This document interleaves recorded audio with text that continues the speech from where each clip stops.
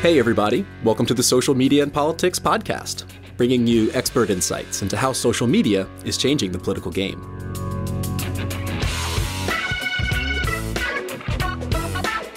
I'm your host, Michael Becerra, Assistant Professor of Communication and Media at Lund University. Remember, you can follow the show on Twitter at SMNP Podcast or visit us on the web at socialmediaandpolitics.org.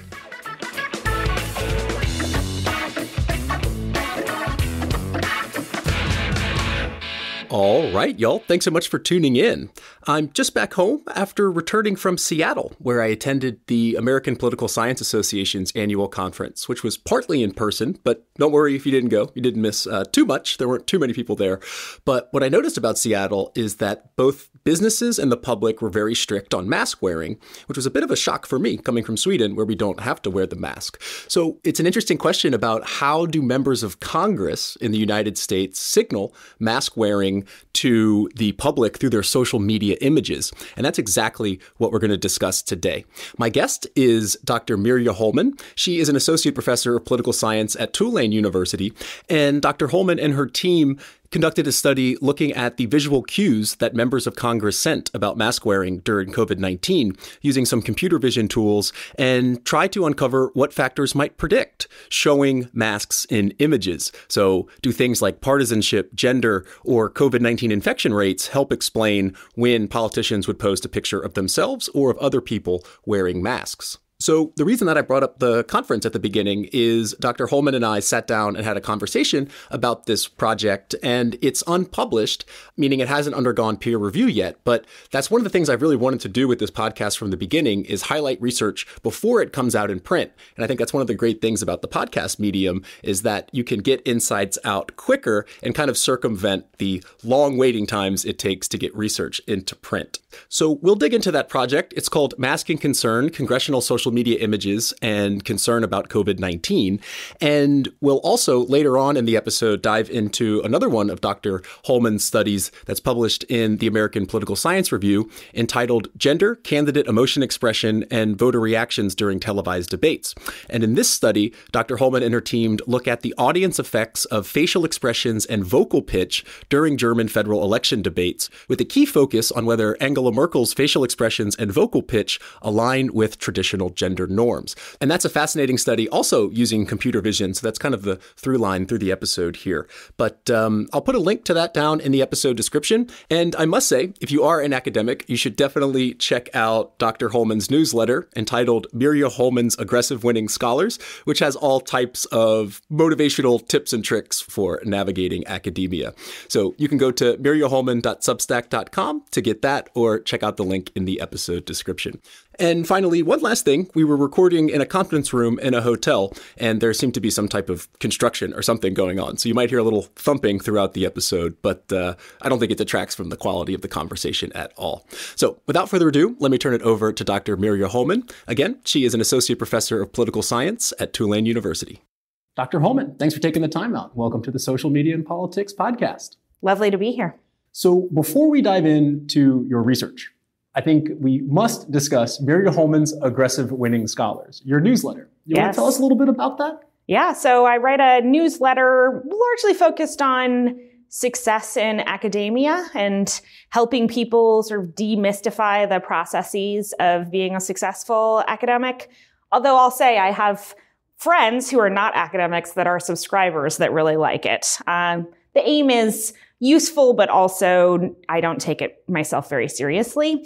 So it has lots of things like GIFs embedded and BuzzFeed quizzes and lots of swearing. Mm-hmm. Yes, and I did check out the conference prep or newsletter ahead of this. So there'll be a link down in the episode description to subscribe, or else it's mirjaholman.substack.com. Yes, that's right. Thank you, Michael. Awesome. Now let's go into this research that you're presenting here at APSA, which I'm super excited to talk about. Because on the show and in political communication broadly, we tend to focus on the communication of candidates during a campaign on social media. But political leaders in office also use social media to send messages or cues to their constituents. Your study focuses on members of Congress, so why don't we start there? What type of cues might members of Congress send on social media? Well, one of the principal things that members of Congress are interested in is getting reelected. And then they're also interested often in particular policy aims, or sometimes they have upward political ambition, right? If somebody might be a representative in the House and they want to eventually become a senator, or we have examples in the White House right now of people that were senators and we're trying to figure out how to become president. So we see that members of Congress use social media as an opportunity to credit claim, to show their constituents what they've done. We also know that campaigns are sort of year-round all the time, and we see a lot of political leaders engaging in campaigns. And then we also see political leaders, members of Congress, using social media to communicate outside of their own district to a broader audience, often because they have this upward ambition. Definitely. We've seen how, especially with certain members of Congress, they can, build this really national recognition around using social media.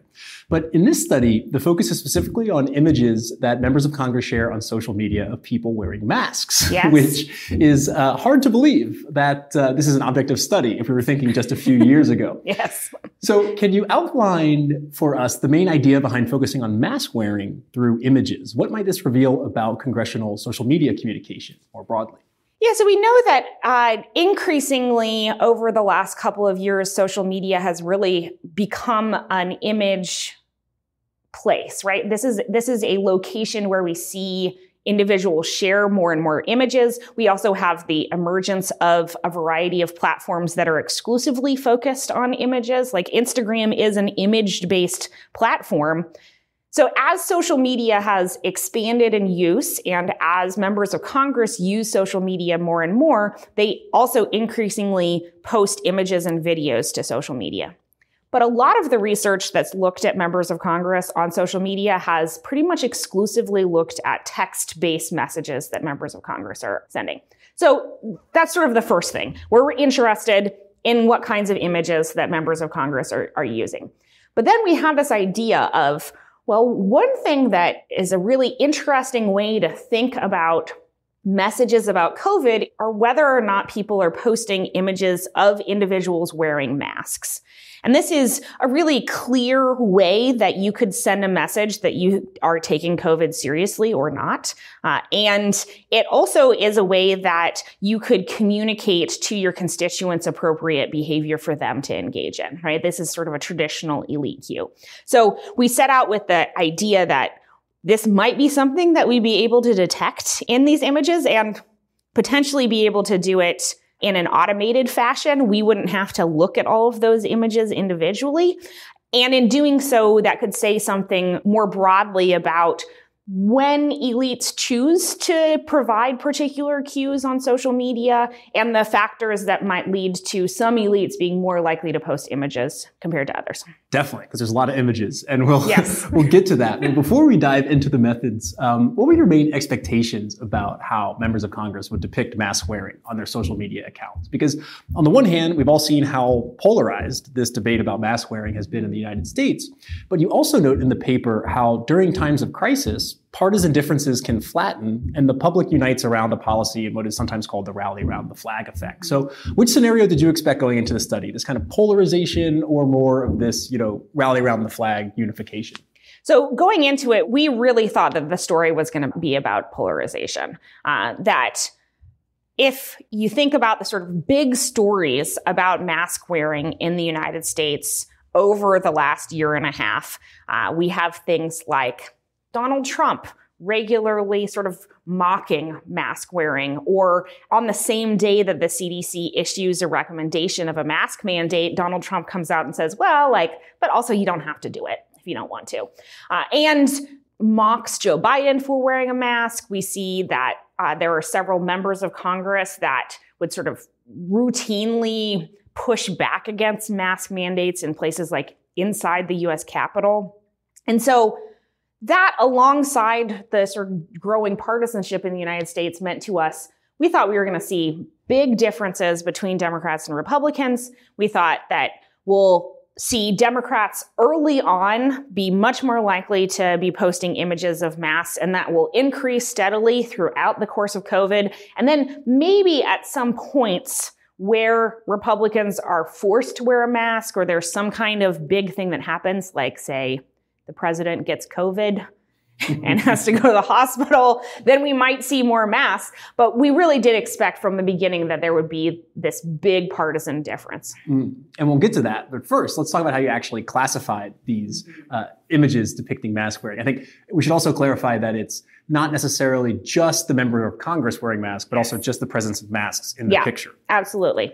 So first, you and your team pulled all images from 575 members of Congress's social media accounts from Facebook, Twitter, and Instagram over a 2-year period. So January 2019 until January 2021. And that resulted in more than 1.1 million images. Yes, it's a ton of data. So how did you go about actually classifying them?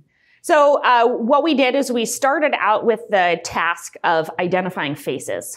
And so you need to do this first in order to then assess whether or not those faces are wearing masks. So we borrowed some convoluted neural network processes that are already out there in the world to first identify faces and images. And this is one place where there's a lot of differences across images. So if you have, for example, if you think about sort of like your traditional headshot or portrait, somebody's facing the camera, it's just them in an image, maybe there's a plain background or like a solid pattern background. It's really easy to identify a face in that image. What becomes more difficult is when you have an image that has lots of faces in it, or when people's faces are slightly turned away from the camera, or these algorithms are far better at detecting white faces than any face that has a darker skin tone. So there are ways that we had to sort of play with this. So we took a sort of off-the-shelf face identifier, and then we engaged in a lot of processes of checking it. So basically, we said, okay, let's run it on a subsample, see if it works, and then go through and check each of those images to make sure that we are actually capturing the faces, and then mess with the algorithms a little bit to make sure that we're actually capturing all the faces. Then, after we have all the faces identified, we have to identify whether there's masks on them. And that's actually pretty easy because masks basically look the same. It's this solid sort of rectangle shape of usually a single color, or the shape is pretty consistent across them.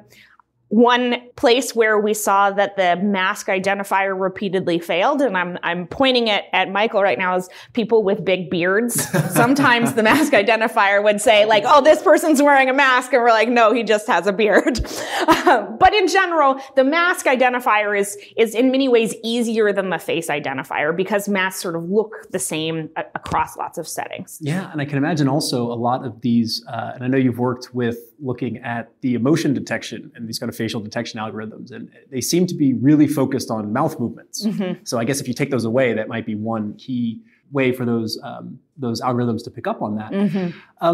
So you had all these checks, and you got pretty good reliability scores on faces and masks.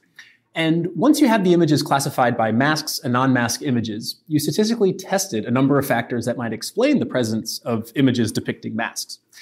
You included several variables in the study, and here I thought the distinction between time-invariant and time-variant variables was interesting, especially since COVID has been, an evolving crisis with these different waves. So could you describe some of the key variables you included in the statistical models and why time-variant variables are particularly important to include in this case? Yeah, so if you think about sort of the course of COVID in the United States over the last 18 months or so, it is not something where you have just an upward trajectory or just a downward trajectory, but instead you have these peaks and valleys of how COVID progressed in the United States. And we have a lot of geographic difference of how COVID progressed. So I'm from New Orleans. New Orleans was a place where we had really high peaks of COVID early on during COVID. In March and April of 2020, there were enormous numbers of cases of COVID. And then we had a valley before other places had their peaks of the first round of COVID infections.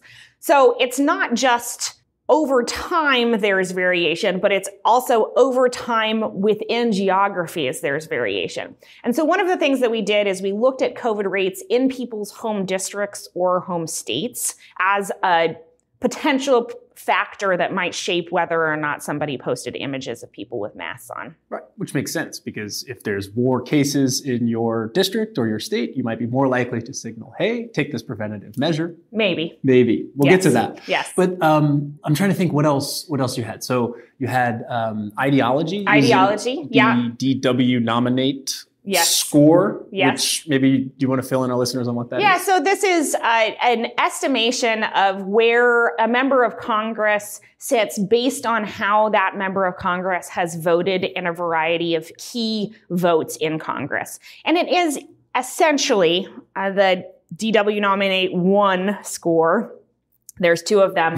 The 1 score is a measure of sort of economic liberalism to economic conservatism. So this is, does somebody regularly vote against expansions to the welfare state, for example? Or does somebody regularly vote for lower taxes for corporations? That would get them score as sort of more conservative on this measure. And we think that this is important because while there's a lot of discussions of polarization and sort of Democrats versus Republicans in the United States, there's also quite a bit of within-party variation on something like ideology. So the most moderate Republican has a very different DW Nominate score than the most conservative Republican. Right. And in addition to those, so there's 2 DW Nominate scores, but also I'm just looking at some of the variables here. You have the net amount of times they voted with Trump, so a kind of Trump loyalty score. Yeah, we were trying to sort of assess, is it ideology or is it the people that in Congress have been really loyal to Trump's agenda. If you're somebody that really liked Trump as a president and was closely associated with him, maybe you're somebody that's going to be posting fewer masks because Trump specifically was extremely anti-mask for a lot of this time. Right, which would totally fit with the kind of narrative that's going around. You also looked at gender, whether there was a state mask mandate, whether the district voted for Clinton or not, medium income, all of these things. But of all these variables, one really stuck out as being strongly associated with posting mask images. So for the big reveal, what did the analysis find? So the big thing is, in many ways, what we didn't find, right? And that was, we don't find strong differences between Democrats and Republicans in posting mask images. So it's not that Democrats reliably posted more images of masked individuals or that Republicans reliably posted fewer. In fact, we just really don't find partisan differences. What we do find is that this measure of ideology really matters. And so the more conservative members of Congress are far less likely to be posting images of masks.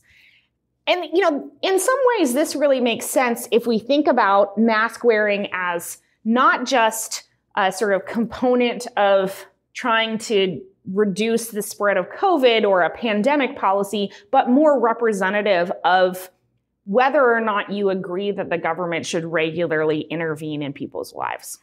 Definitely. And I want to return to that because I think it's a super interesting finding. And I think what it also shows is that, hey, when we look at this from a research perspective, it's not as clear-cut as the media narrative makes it out to be. As research almost always is. Yes, to maybe the chagrin of the sensationalist pundits out there. But I'd like to dig into 2 of the less robust maybe, but nevertheless interesting aspects of the analysis. And the first is that across all 3 platforms, Facebook, Instagram, and Twitter, members of Congress were more likely to post images of mask wearing after their home state passed a mask mandate. Yeah. And in the paper, you describe this as an example of bottom-up federalism. So could you unpack that for us? What is bottom-up federalism, and how is promoting mask wearing after the passage of mask mandates an example of it?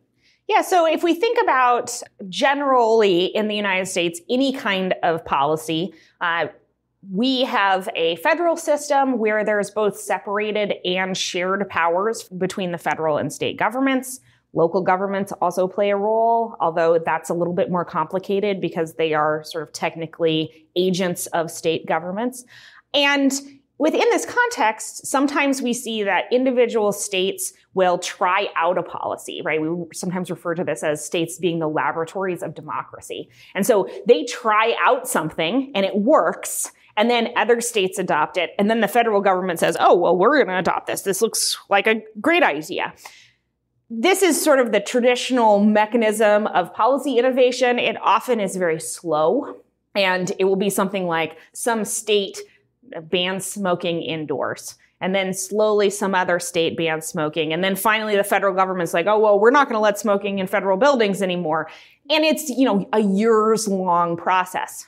But COVID is happening really quickly, and the pandemic is spreading really quickly, and the federal government really didn't engage in a lot of action, particularly early on in the pandemic, which left the responsibility of COVID policymaking to state and local governments. And what we saw were that many states instituted mask mandates.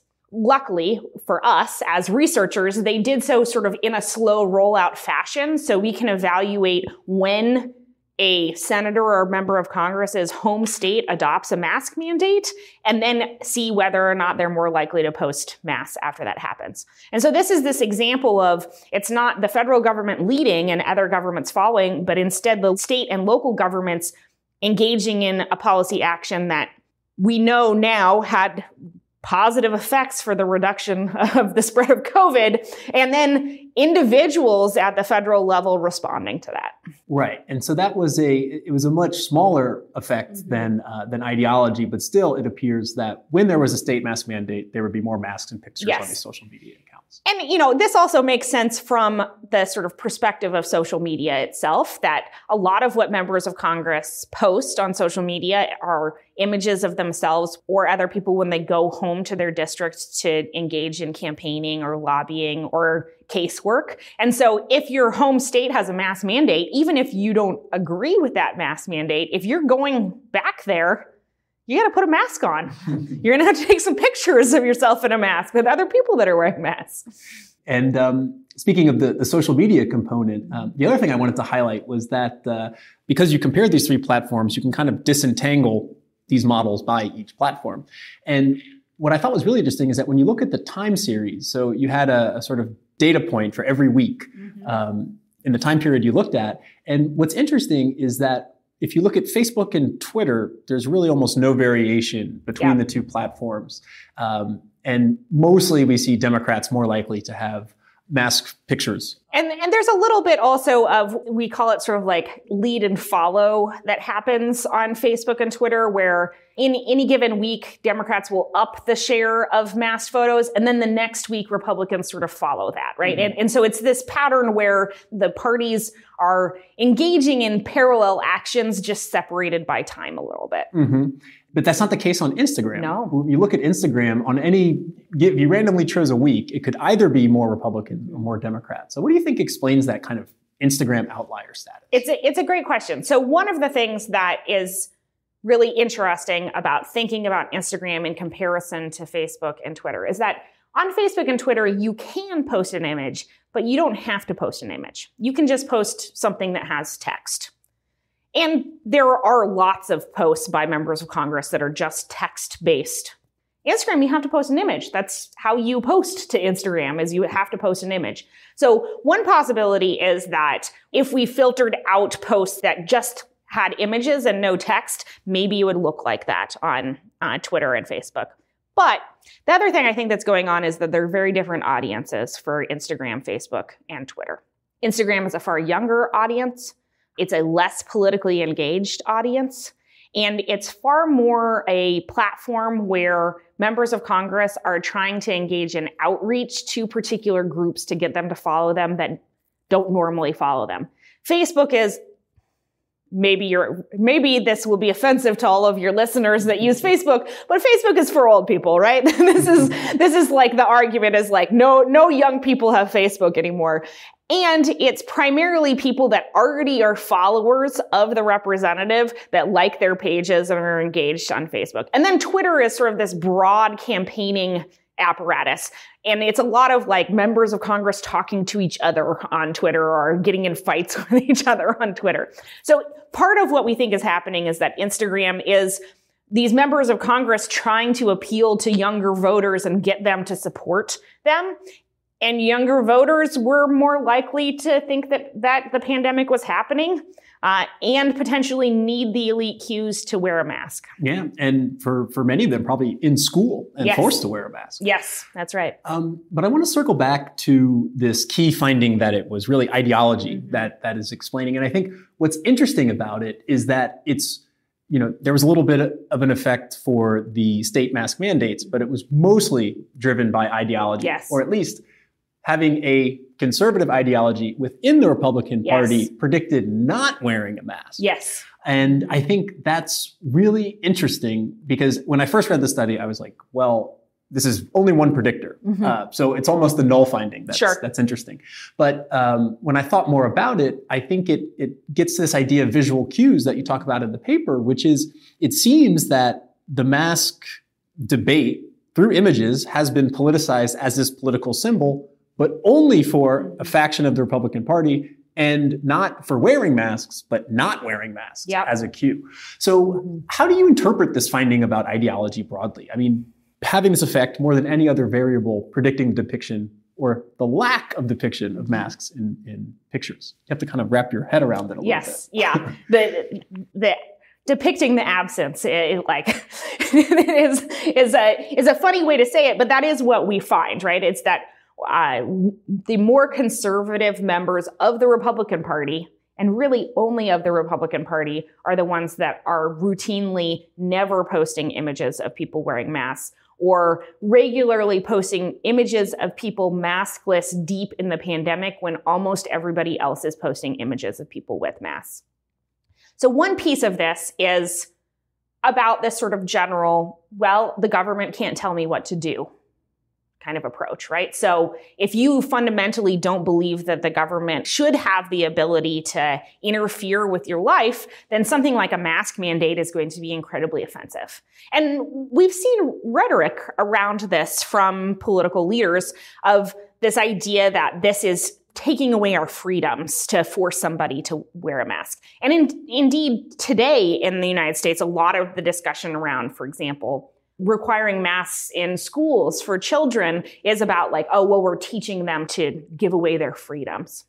So that's a piece of it. But the other piece of it is also sort of who these people are. So some of the key individuals that very rarely post images of anybody wearing a mask are people like Rand Paul, Devin Nunes, Ted Cruz. These are individuals that are regularly, even deep in the COVID crisis, when we have really high rates, when the president is wearing a mask, they're not posting pictures of themselves wearing masks. I think it's also a component of this is they're trying to establish this sort of national reputation of I'm different than the rest of these sheep. I'm doing something that's different. Yeah, it's this classic Tea Party Freedom Caucus type. Yeah, a really interesting continuation of that. The other sort of piece that we're still working on, and I think it will end up being a cool piece of the paper, is whether or not we can find images of the member of Congress themselves wearing a mask or being maskless. Because that's another thing is like, even when Ted Cruz posts a picture of other people wearing a mask, he's never wearing a mask.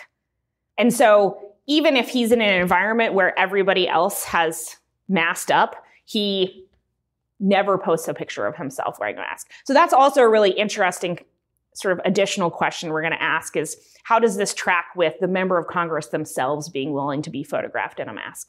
Ted Cruz not wearing a mask unless he's sneaking off for vacation in the airport. That's correct. Yeah. In which case he's wearing a Texas-colored mask. That's right. That's right. So can we get a bit into the Merkel study? Absolutely. In the, so there has been a German out there recently who wrote a review of the podcast and said, it's a nice podcast, except they cover too much American politics. So since we just had the German elections and since you have a paper in the American Political Science Review, congratulations, on German debates and using computer vision and also speech detection. I looked briefly at the paper, but I haven't given it a thorough read. So I'm kind of in uncharted territory here asking about it. But could you describe that project for us and kind of, what were you trying to do? And also this kind of multimodal approach. Yeah, absolutely. So there's a long and robust history in both political science and communication of trying to understand the role of emotions in politics. And you have research on this also, right? Sort of thinking about generally how do emotions affect how individuals engage with the political system, but then also how do leaders potentially strategically engage in emotional expression to try to attract followers. And there's a little bit of research that engages with this around questions of gender, which is something I'm really interested in. And some of that research would suggest that women are less able to engage in sort of a full emotional repertoire as compared to men because we have gender stereotypes about what's appropriate for women to do versus what's appropriate for men to do. So an example of this is anger, that it's appropriate in a lot of circumstances for a political leader who is in the right setting to be angry about something that's happening. So your country's been bombed, or you're engaging in a military event, or there's been some major tragedy. It's okay for you to be angry if you're a guy, and not necessarily if you're a woman. But this research has largely been experimental. So people are shown random clips or read a newspaper article, or it's based on debates and this really, really time-consuming and long process of coding what emotions are being expressed. And this person looks at it and says, I think that's anger. And the other person looks at it and says, yeah, I guess that's anger. And it's really, really, really long process of being able to assess emotions. So we thought, what if we use, again, computer machine learning and computer processes to help bypass some of that really time-consuming process of coding emotions? So we use a Microsoft program that has an emotions detector in it, and then also assess emotions via vocal pitch. And then also look at the sentiment of what people actually said. Right. And I'm curious how you did this because, again, just having glanced briefly at the paper, you looked at German televised debates over multiple, going back to 2005-ish? Yeah, 4 national debates.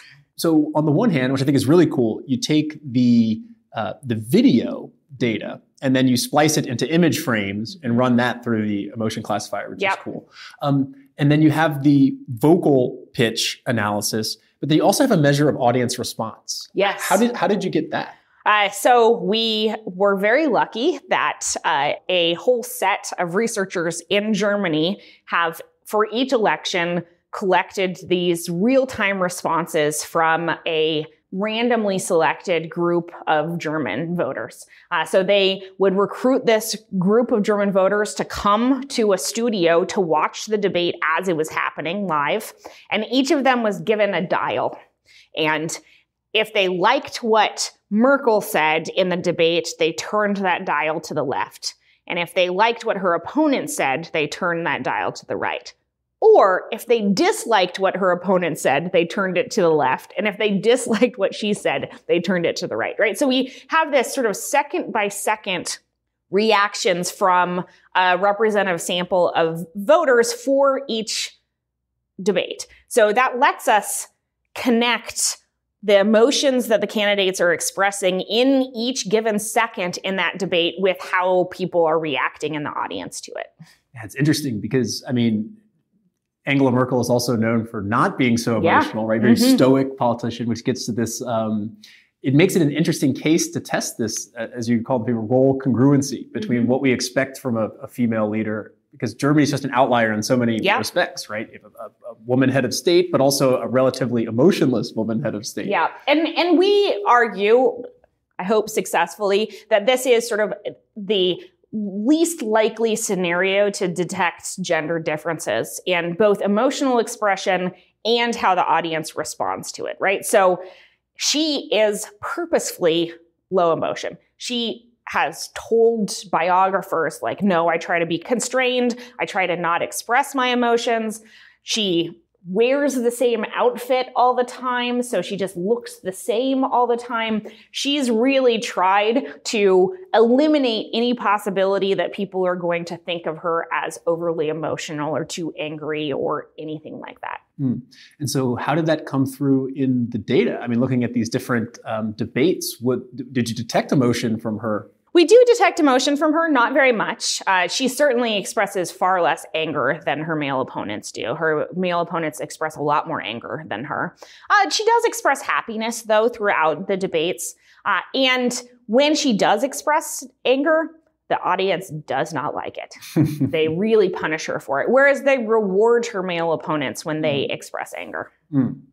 And what about the vocal aspect of that, which I think I haven't seen much research on that. Was it basically, did you take the vocal pitch and then kind of transcribe that into emotions? Or was it more looking at that, just the pitch itself? Just the pitch itself. So basically you establish a baseline on what each individual's normal speaking tone is, right? So on this podcast, my speaking tone is higher than your speaking tone. And so you establish, you're like, okay, so this is Merkel's base speaking tone. And then we know that people, as they become emotionally engaged or excited, change the tone of their voice. And it's, in many ways, non-voluntary, that you don't have control over the tightening of your vocal cords when you are emotionally engaged. And we all probably could think about a time in our lives where we are sort of overcome with emotions, we're angry or something, and our voice changes because we're angry or emotional. And so there's some really interesting research, a study by Dietrich, O'Brien, and Haynes on Congress that looks at men and women's emotional engagement via vocal pitch based on what kinds of legislation members of Congress are talking about. So there's been some research on this. There's also some interesting research on the Supreme Court that says, like, basically, if Supreme Court justices' pitch increases when they're asking questions, that can then predict how they're going to vote on the case. So there's some research on it. Your question is really good, though, because I would argue, and we had a really good reviewer on this piece that would argue, that that is just one piece of information that we can obtain from people's voices. And there's the possibility that we could actually maybe detect specific emotions rather than just emotionality based on vocal pitch. So hopefully we're going to be able to do a little bit of research on that. Definitely. And my last question for you has to do with your take on these automated tools, right? Yeah. Because I think with the masks, as we talked about, it's quite clear cut to detect masks or no masks. But when you get into the emotion zone, it becomes a bit more blurry. So are you planning to work more with these methods going forward? Do you find them valuable and scientific? Or do you think maybe some of these, the Microsoft product or the Amazon product maybe overpromises what it delivers? So yes to all of that, right? I do think in general that machine learning often overpromises compared to what it delivers. And part of that is that the biases of the developers are ingrained within these products. So for example, for an emotions detection, we were very concerned in assessing whether or not the emotions detector did an equally good job of detecting emotions from men and emotions from women. Part of this is that these tools are developed almost exclusively by male developers and often exclusively tested on US white faces. And so there's lots of questions about whether or not these could easily apply to other countries, right? Are tools developed in the US on US emotional faces any good in Germany? Exactly. where there's a different culture of emotional expression. So one of the things that we did was a lot of validation and testing. So that includes a lot of trained research assistants or asking some random people on the internet to do the same job that the machine did to see whether or not we get the same results when people code these things? The answer is yes, pretty much. Not always the exact same results, but yeah, pretty much, particularly when there's high levels of emotion. But it is really important to make sure that as we use these tools, we continue to assess them. We continue to ask ourselves, is it worth it? Are the tools actually saving us anything while providing better data? Or should we just go back to the old school methods? That's always the question. Absolutely. And for interested readers, I know we didn't go total deep dive into the German study, but I'll link to it, of course, in the episode description where readers can find it. And Professor Hollman, thanks so much for taking the time out and sharing your research with us. It was a delight to be here. I've just been speaking with Dr. Mirja Hollman, Associate Professor of Political Science at Tulane University. Be sure to check out Dr. Hollman's Aggressive Winning Scholars newsletter. You'll find a link to that in the episode description. And that's a wrap for this episode of the Social Media and Politics podcast. Thank you so much for tuning in.